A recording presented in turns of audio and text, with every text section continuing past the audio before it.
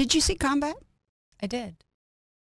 What was your mission? Did you fly those big planes, C-130s in, or what did you do? Yes, I love the Herc. It's been not the only aircraft I've flown, but primarily the only aircraft I've flown, and I love it. It's a great mission.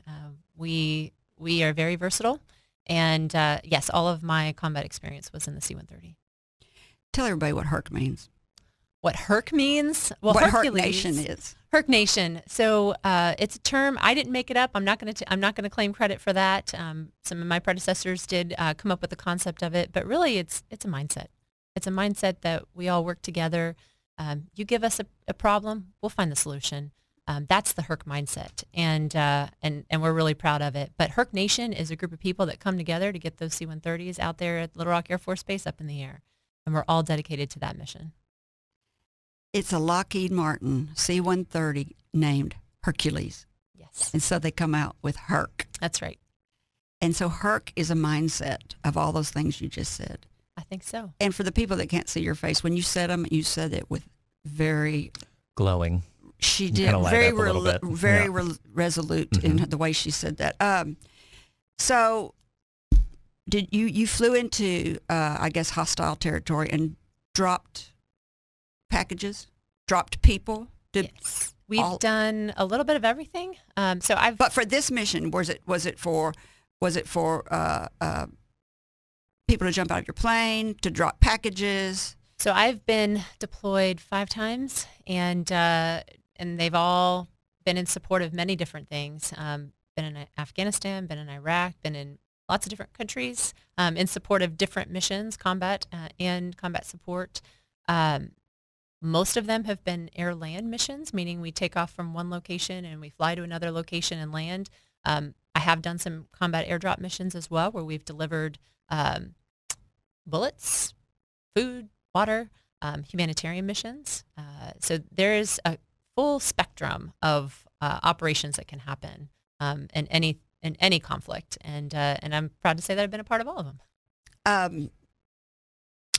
How did your training help you? My teeth would have been chattering. So that's the beauty of it. In my mind, we train for this, and there is nothing more gratifying than going out the door knowing that you are fully qualified, fully trained, and you're surrounded by people that are fully qualified and fully trained. And we know how to get it done. And it's the training that gets us there. That's why we fly the planes every day. That's why we keep flying those planes every day, because at the end of the day, I want to make sure that we're sending out our crews on their missions with full confidence in their abilities to get whatever it is done that our nation asks of us. So you fly every day? I personally do not fly. But your base has someone flying every day, keeps continuing training every day. We support operations globally every single day. Do you? Oh, wow. Yeah. Not just flying around Little Rock then? We don't just fly around Little Rock. So every day you're going out on a mission somewhere. We have crews all over right now. Oh, yeah. You just don't think about that right here. A jet pilot. Yep. Did that. Then moved on to Delaware. Then did some stuff. Got pulled onto the staff, and then very quickly. How many countries have you lived in? I've lived in just a couple of countries. Mm-hmm. I had 14 assignments by the time I went to Afghanistan. Was it what you expected, more or less? It was more than I expected. Were you prepared? I was absolutely prepared. How old were you when you went on your first assignment? 23 years old. Was it dangerous? No, I don't say that it was dangerous. I mean, I would tell you this. Danger is, to some degree, a matter of perspective. And the reason I say that is we have the best training programs in the world. We have the best we get people ready to do their job. This is why the military is consistently the most respected, because we consistently can do our job. It's because the taxpayer invests in us. I mean, by the time you're flying airplanes, they have on average $5 million invested in you. That's how much the training, and it takes 2 years. So you're really good at what you do. So what happens is, it's a matter of you get the mission done, and you want to get a catalyst and really feel a pump. You get moving on the mission, and you are completely focused. So if it is not comfortable or uncomfortable, you don't have to talk about this, but talk about the pain of war and what you saw.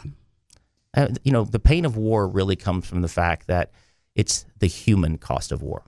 And what I mean by that is we're well prepared. We're extremely capable technologically. But the part you can never fully get ready for, right, is when you see the real impact. We can prep for it. You can watch it on TV. But to watch now another human being suffering or the loss of a person, it hits you in a different way, because ultimately the true cost of these, politicians may fight over borders or whatever we're fighting over, whatever the war's over, ultimately, at the end of the day, it's bore out by human beings in all cases. And when you see it, you come to appreciate the fact that people are precious. Does it bother you? I had Jim Guy Tucker on here who went to war and was in Japan after it had been bombed, and the nuclear bomb, and he went all over Asia after Vietnam. And does it bother you? And it really bothers him. But when civilians cry war, who don't really know about war and haven't seen war or its destruction and how it ruins a whole generation of people, when you see people like saying that on TV, like, let's go to war.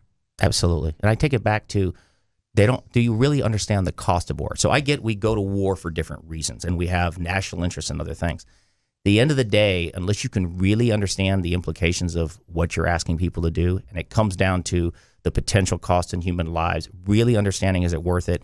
And have you really exhausted all the alternatives before you put American sons and daughters in harm's way? So when you hear folks who almost flipping like, well, we're gonna go to war over this. War, many people will tell you, should always be the last option, and that means I've exhausted and I've fulfilled my responsibility to find a different way to achieve that ends before I start to risk people's lives. And it's just, to me, basic human respect. A leader, leadership is about people, period. It's about creating the conditions for people to flourish and thrive and be their best selves, right?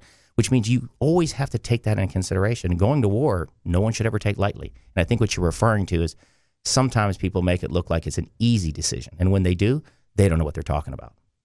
If you liked this video, subscribe to our YouTube channel by clicking on the picture of Kerry's face in the center of the screen. For more of Kerry's interviews, click either video on the right of the screen. And as always, thank you for watching.